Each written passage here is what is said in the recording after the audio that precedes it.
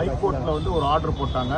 இந்த மாதிரி இப்ப இங்க இருக்கக்கூடிய ரேஞ்ச் டிஐஜி இவரோட தலைமையில இந்த வழக்கை வந்து விசாரணை பண்ணணும்னு சொல்லி அதன் அடிப்படையில் இந்த வழக்கு விசாரணை போயிட்டு இருந்துச்சு. ஆனா விரைவில் 9ஆம் தேதி 12வது மாசத்தோட இந்த வழக்கு எந்த ஒரு முன்னேற்றம் இல்லாமல் ஹைகோர்ட்ல தெரியப்படுத்தியிருக்காங்க.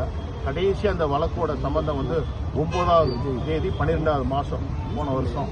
அதுக்கப்புறம் இந்த கேஸ் வந்து அப்படியே முடங்கி போச்சு. உங்களுக்கே தெரியும், திராவிட முன்னேற்ற கழகத்தோட ஆட்சி. இதுல சம்பந்தப்பட்டிருக்கிறவங்க வந்து திமுக மேயர், திமுக மண்டல தலைவர்கள், திமுக நிலைக்குழு தலைவர்கள், அது போக சில மாமன்ற உறுப்பினர்கள், திராவிட முன்னேற்ற கழகத்தை சேர்ந்த மாமன்ற உறுப்பினர்கள், முன்னாள் மண்டல தலைவர்கள், இப்படி நிறைய பேர் இதுல சம்பந்தப்பட்டிருக்காங்க. ஆனா அப்ப வந்து இந்த திராவிட முன்னேற்ற கழகத்தை சார்ந்த அப்போதைய முதலமைச்சர் வந்து இதுல ஏதோ உண்மை இருக்குன்னு தெரிஞ்சுதான் அவரு மேயரையும் 5 மண்டல தலைவரையும் நிலைக்குழு தலைவரையும் ரிசைன் பண்ண சொன்னார். அவரே அவங்க கட்சிக்காரங்க ரிசைன் பண்ணிட்டு திருப்பி மக்கள் மத்தியில அவங்கள எந்தவித விசாரணைக்கு உட்படுத்தாம எந்தவித ஒரு இதுக்கு கூட்டு வராம அவங்க வாட்டு அவங்கள அப்படியே ஸ்டாண்ட் பையா கொண்டு போய் இடையில இருக்கிறவங்கள சும்மா பில் கலெக்டர்ஸ், சும்மா டெம்பரரி ஸ்டாஃப், டெம்பரரி கம்ப்யூட்டர் டாட்டாக்காரங்க, இவங்களை வச்சு இந்த வழக்கை முடிச்சு அதுவும் இவ்வளவு பெரிய இழப்பு இல்லாத மாதிரி கொண்டு வர்றதுக்கான சூழ்நிலையை கொண்டு வந்தாங்க. மாமன்ற கூட்டத்தில் பல தடவை சொன்னோம், தயவு செய்து எல்லாத்தையும் உட்படுத்தணும், நியாயமான விசாரணை வேணும் அப்படின்னோம். ஆனா அந்த கவர்மெண்ட் பண்ணல. இப்ப அரசாங்கம் மாறி இருக்கு.